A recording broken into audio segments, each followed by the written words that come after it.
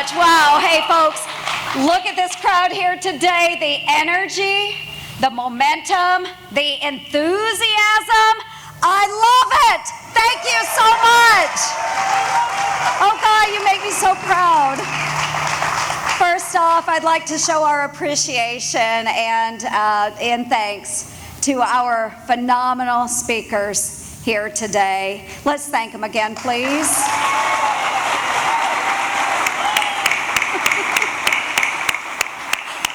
A great big thank you to my partner in crime and my mentor, Senator Chuck Grassley. Thank you, Chuck. I am so blessed to have Senator Grassley as my mentor, my friend, and folks, we are blessed to have him as a senator, but also as our President Pro Tem of the United States Senate. Thank you for your service, Chuck. Thank you. And to my dear friend and our outstanding governor of the great state of Iowa, Kim Reynolds. Thank you. Love you, Kim. Thank you. And then also a very, very special thank you to Ambassador Nikki Haley. Thank you for making this trip. Thank you. She's also the governor of, the former governor of the great state of South Carolina, much like Iowa. Wonderful folks. I know they love you, Nikki. We love you in Iowa as well. Thank you for being here with us. Okay, we are kicking off a campaign and we are going to celebrate victory here today, folks. So get ready. These are incredibly strong leaders that we have right here in front of us. Leaders who never relent in the face of adversity. They always forge ahead. They come out on top. And I am proud to stand shoulder to shoulder with these folks as we fight to protect, to preserve, and to promote the values our nation was founded upon.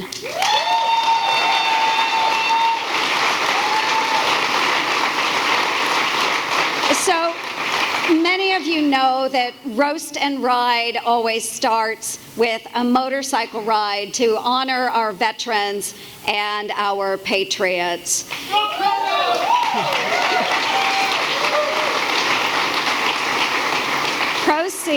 Proceeds from this year's ride benefit Retrieving Freedom, a nonprofit organization with operations right here in our home state of Iowa that focus on training service dogs to assist veterans and children with autism. Thank you, Senator. Yeah. Thank you. Thanks so much. Appreciate it. So we are honored to be able to team up with Retrieving Freedom this year, and let's give them another big round. Thank them for what they are doing for our veterans.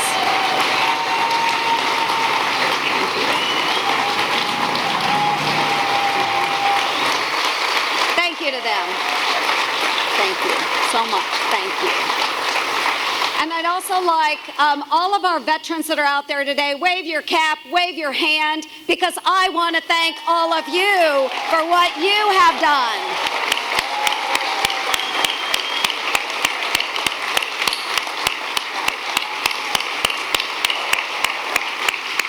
God bless you all. I've been a motorcycle rider most of my life, folks. And so kicking off the day at Big Barn Harley-Davidson and having the chance to ride my bike here to Boone in honor of our veterans is one of my favorite parts of this special day. I'm often asked what I love most about riding. And the answer, folks, is really simple. It's the freedom. It's the freedom. The openness of being on a motorcycle. Out there on the road and enjoying this beautiful Iowa countryside. Feeling that wind, it's just whipping all around me. I'm able to take everything in. But you know, folks, it can also leave you feeling just a little bit humbled. It's a liberating feeling. It truly is freedom at its best. And you know what else? It's empowering. It reminds me that there isn't anything we can't do, just like what my mom taught me as a kid. As many of you know, I grew up on a farm in southwest Iowa, and we didn't have a whole lot. But what we didn't have in money, my mom made up in grit and determination. She's really good at that. Where are you, Mom? Where's my mother? Right there. Love you, Mom.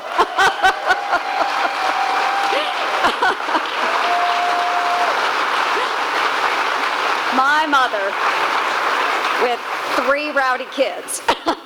She always encouraged us, and if something was particularly challenging, she'd say, Joni, we'll figure out a way. If this is what you believe in, we'll make it happen. I've carried that determined spirit with me throughout my years, and it is something that I have tried to teach my beautiful daughter, Libby. This resolve is not one that's unique to my family.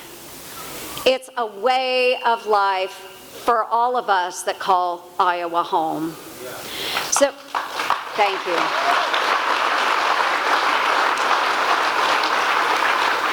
But we can't take our way of life for granted, because the very values that make up the heart and the soul of our state and this beautiful country are under attack.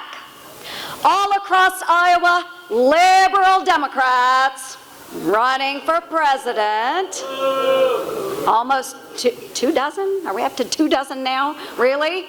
Almost 2 dozen of them are advocating for a socialist agenda. Candidates like Mayor Pete want to abolish the Electoral College.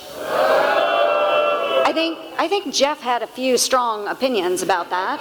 Yeah, thank you, Jeff. Which, if we did away with the Electoral College, would silence our voices right here in Iowa. Another candidate wants to impose, get this, universal basic income, which would mean the government would give every American citizen the age of 18 and older $1,000 a month. Can you imagine the price tag on that? Meanwhile, sleepy Joe Biden told the crowd right here in Iowa that China is not competition for us. Right? Okay, Joe. These presidential hopefuls, they love to talk about government-run health care. What they don't like to talk about is its price tag. $32 trillion. $32 trillion. Oh. And not to mention that quality of care will go down while the wait times go up. But Washington liberals aren't done. It's estimated that their Green New Deal could cost as much as $93 trillion. It's a disastrous plan that will hurt our family farms. It will crush our jobs here in Iowa, and it will eliminate the car or truck or motorcycle that you rode here to Boone. It will eliminate those. And it will require that your hard-earned dollars go to finance those who are, and I'm quoting, unwilling to work. Is that true to our Iowa values? You might be thinking, what won't these coastal elites do? Well, folks, and I'm sad to report this, when it comes to human life, they won't stand up for newborn babies who survive an abortion attempt. Think about that for a moment. Folks, These are innocent, helpless, beautiful babies who are God's children, who were born alive. And folks, let's call it what it is. Infanticide. We do not support that here, do we?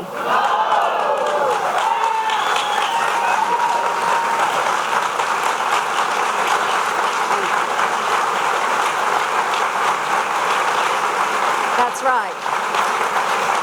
That's right. Folks,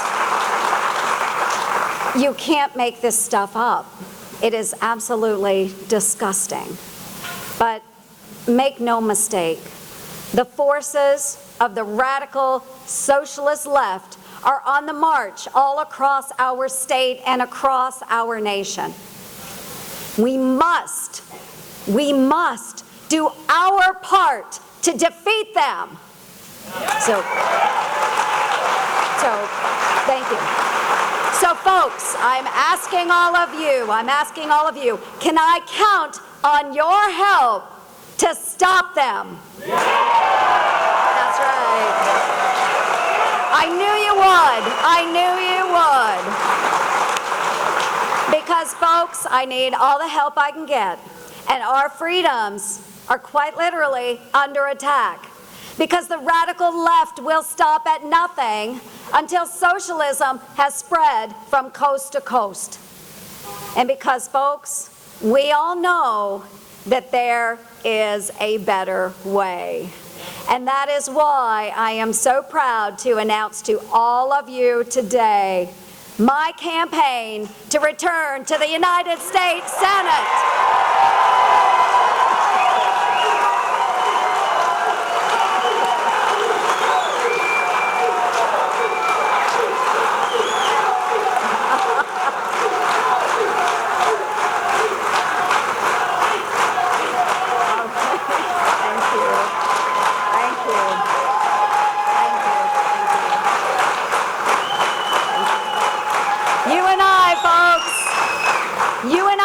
Know that this fight isn't over, and there's more work to be done to push back on the coastal liberal insanity, to stand up for Iowans, to stand up for our farms, to stand up for our very way of life in the face of socialism, to defend our country by strengthening our military and supporting our fighting men and women around the world. And lastly, to make them squeal!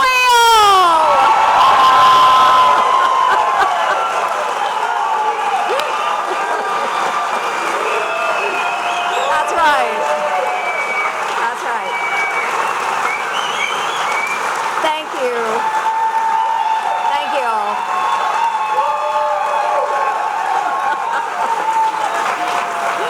From the very beginning, I've been challenging the status quo. Shortly after I got to Washington, I read in the news about the millions and millions in taxpayer dollars that are used to fund ex-presidents' lives, from travel to office expenditures. It is ludicrous. Right. And who was the biggest benefactor at that time? Bill Clinton.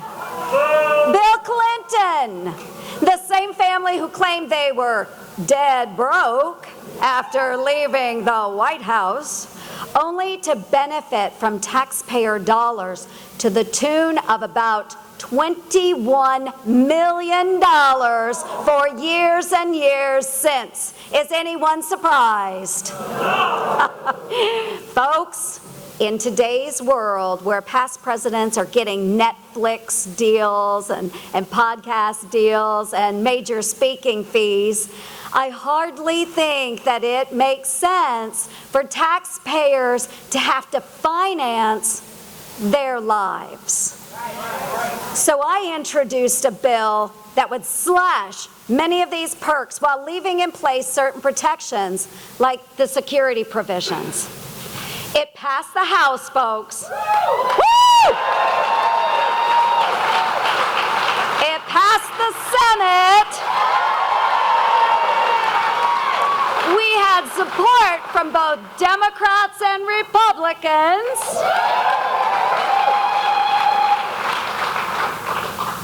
But wouldn't you know it, then in 2016, then President Obama vetoed it. The same president who would soon be on his way out the door in just a few months. Coincidentally, who do you think is now the biggest benefactor of those perks? Obama. Yes. So who said, do it again? Well, folks, we aren't letting up that easily, which is why I am pushing to cut presidential perks again. I am not backing down. I am not backing down. And after all, we have a Republican in the White House who donates his salary and understands that this job, this great honor of serving our country, isn't intended to make our presidents millionaires.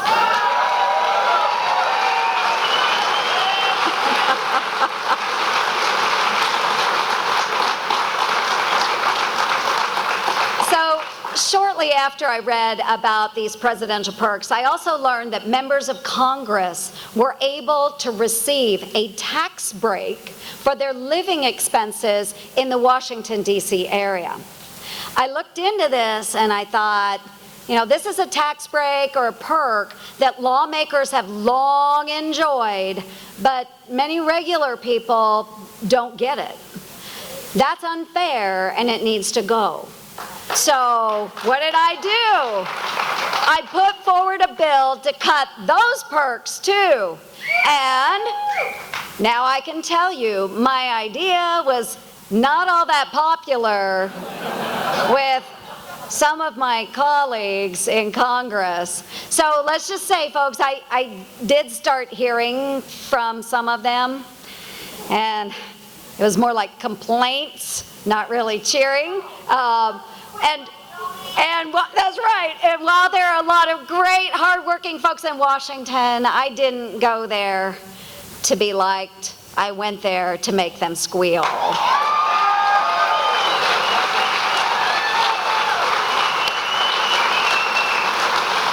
I did. I worked this one pretty hard. I pushed hard. And you know what? It was signed into law. Thank you. And can anybody tell me what the name of that act was? It was the Squeal Act. But folks, I haven't stopped there.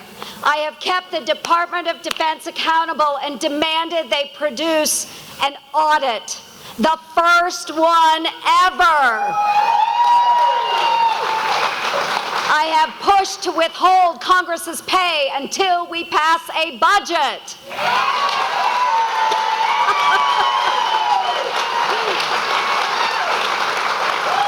And, thank you. And I have successfully held Congress's feet to the fire and demanded that they skip vacation and do their job.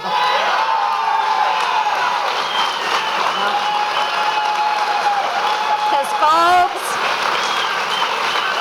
Iowans don't go on vacation until their work is done, right? We expect the same from our elected officials in Washington. So thank you for backing me on that. I appreciate it. Additionally, President Trump and Senate Republicans have gotten to work delivering on some very critical promises to the American people, like confirming judges who will follow the Constitution, right, Chuck Grassley? and making sure that they do not legislate from the bench. And of course, we've worked with the president to help grow the economy from rolling back harmful regulation to, of course, tax reform.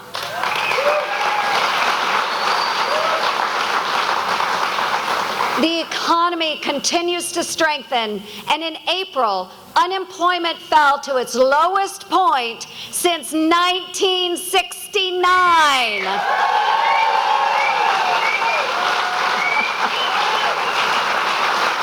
Families are taxed less and are keeping more of their hard-earned dollars. Folks, we are the envy of the world. Yet Democrats in Washington want to do away with these pro-growth policies and usher in mandates that contradict the very essence of the United States of America. I often think back to the summer before my sophomore year of college, when I went on an agricultural exchange to Ukraine. And folks, this was when Ukraine was still part of the Soviet Union. At night, we didn't talk about farming as I had anticipated, but rather the Ukrainians wanted to know what it was like to be an American.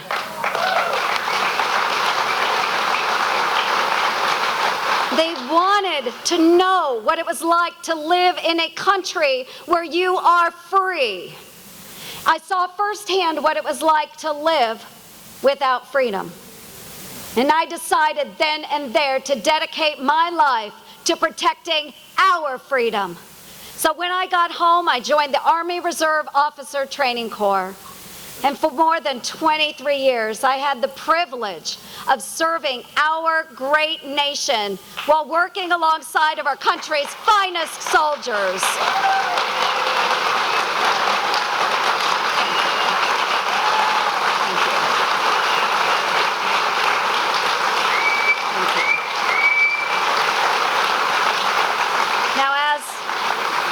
As a soldier, I defended the values as outlined by our founding fathers at the birth of our great nation.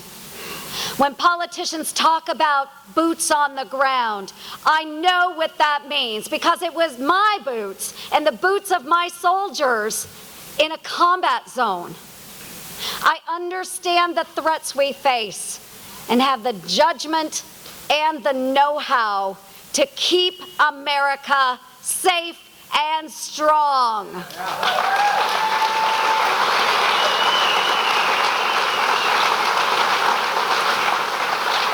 And that means ensuring our military has the resources needed to protect our freedoms, working to strengthen our relationships with our allies and identify threats from our enemies. And through my leadership post on the Armed Services Committee, I have the ability to serve all of you and the great members of our armed services. Thank you. I know that Ambassador Haley has been faced with all of those tough challenges and identifying those threats as well. And thank you and President Trump for standing up for our nation. Thank you.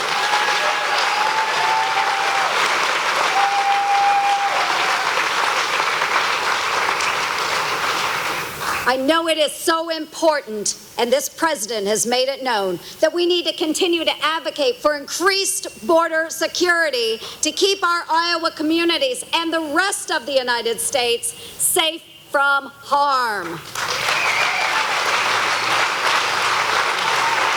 And it's important that we fight hard for our veterans and for their families, as hard as they have fought for us, and making sure that they get the benefits that they have earned and deserve.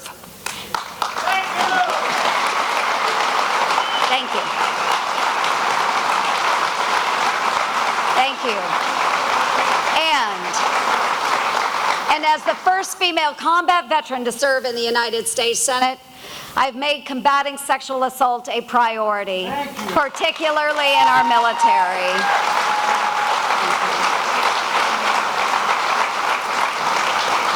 Working walking across the aisle to challenge and change the out-of-touch ways of Washington, I've successfully had efforts signed into law that help change the culture in the military and ensure survivors have the proper supports and care they deserve. But that's not the only way. That's not the only way I've been fighting for real reforms. You know, growing up on my family's farm, I learned firsthand the importance of a rural economy. Here in Iowa, we know that we feed and fuel the world, which is why I have fought tirelessly in Washington to keep markets open for Iowa exports.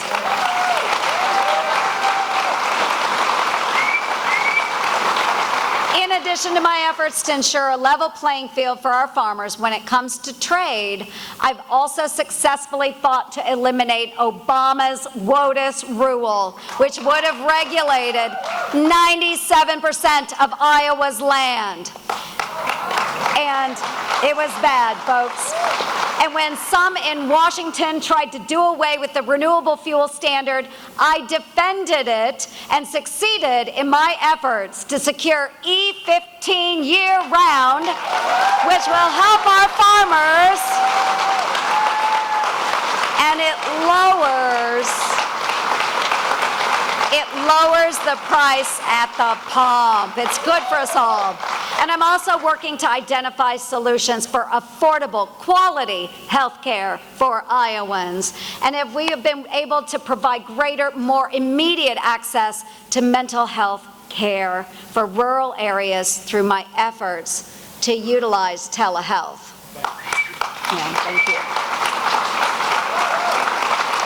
Democrat, Republican, or independent, folks, I don't care what letter is next to my colleague's name. I take the examples I hear from Iowans, your stories about the needs of rural Iowa, and I advocate for you.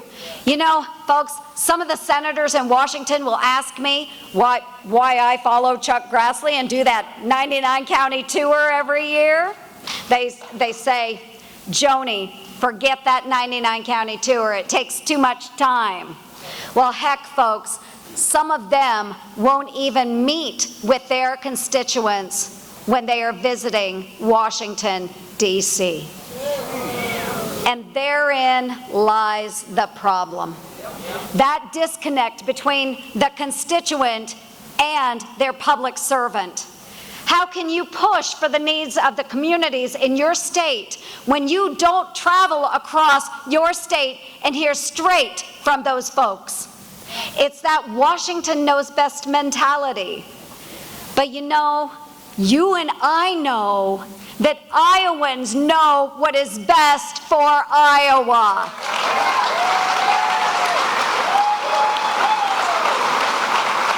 That's why I am working to complete my 5th 99 county tour. How many for you, Chuck? 65. Chuck's got 65 counties done. I'm not going to tell you how many I've done. This will be my 5th year of the 99 county tour as your United States Senator. And that's why by the end of this year, I will have held a public event like town halls in each one of our 99 Iowa counties. And I've done that in the largest of cities and the smallest of towns, because no county is too large or even too small, too conservative or too liberal to visit. Every Iowan has a voice that deserves to be heard.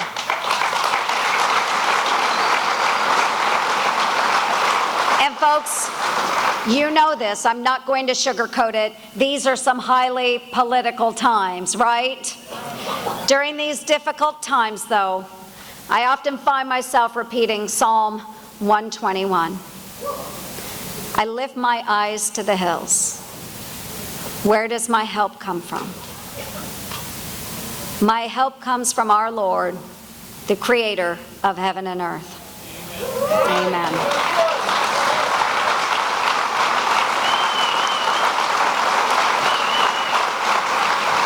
It's God that gives us our strength.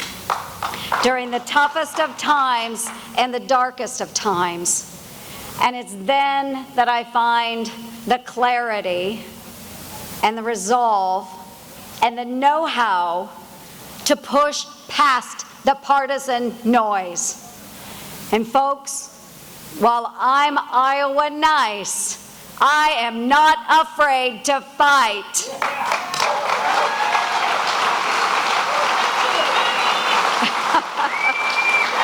I am not afraid to go out there and tackle these important issues, especially when it comes to our Iowa values. I will never stop standing up as Iowa's tireless defender to ensure we stay the course toward a brighter future with opportunity for all. And today, as I kick off this campaign, I ask you to join me on this mission to stamp out socialism and protect the important balance between government responsibility and individual liberty.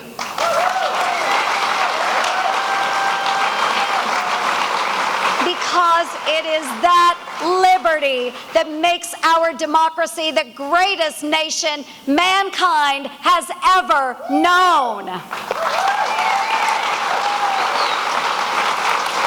So thank you for joining me on this mission, folks. I am honored to serve as your United States Senator. Thank you all so much. God bless you. God bless our great United States of America. And God bless the great state of Iowa.